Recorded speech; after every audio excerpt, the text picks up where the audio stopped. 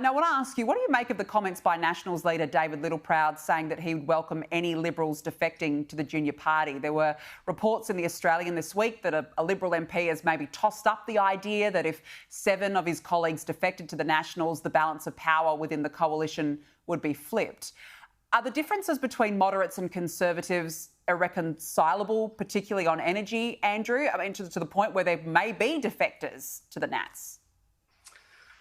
Well, Danica, I'm now in the role of Shadow Attorney-General, and I can tell you now that I'm absolutely fixed on ensuring that we toughen our laws in Australia. I want to back police and I want to return safety and security to Australians. That's what I'm focused on. Everyday Australians aren't concerned with who's talking to who's saying what to who. They just want us to get on with our jobs, and that's exactly what I'll be doing. And I'll be encouraging all my colleagues to do exactly the same.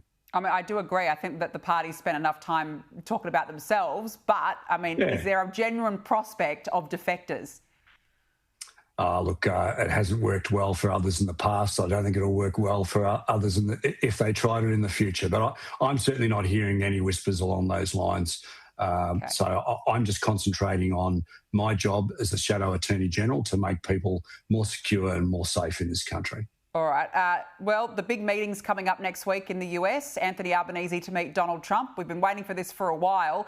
What sort of a reception do you think he's going to receive?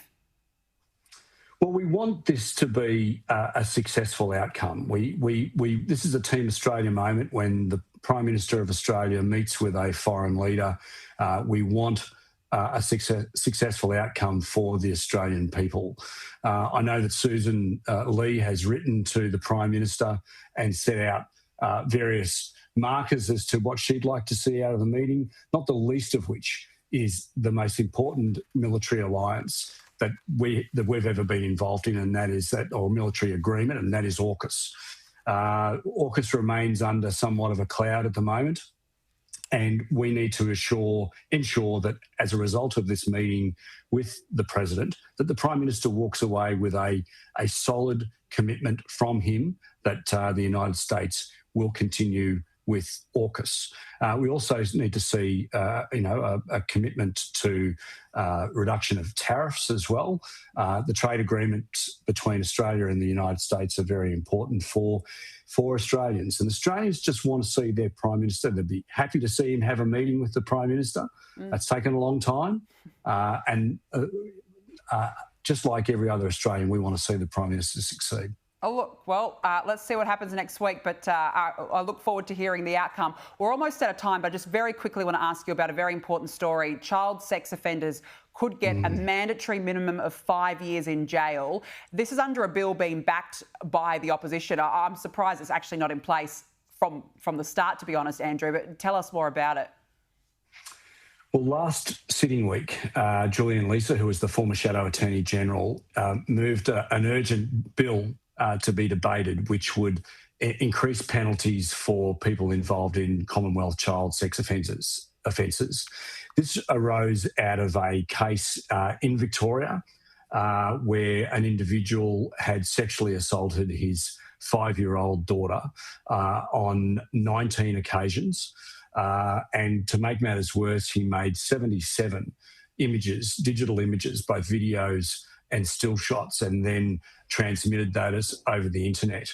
And for the physical offence and the Commonwealth offences, he got 2.5 years in prison, and 6 months of which were for the Commonwealth offences. Now, those Commonwealth offences alone carry a maximum term of 15 years imprisonment.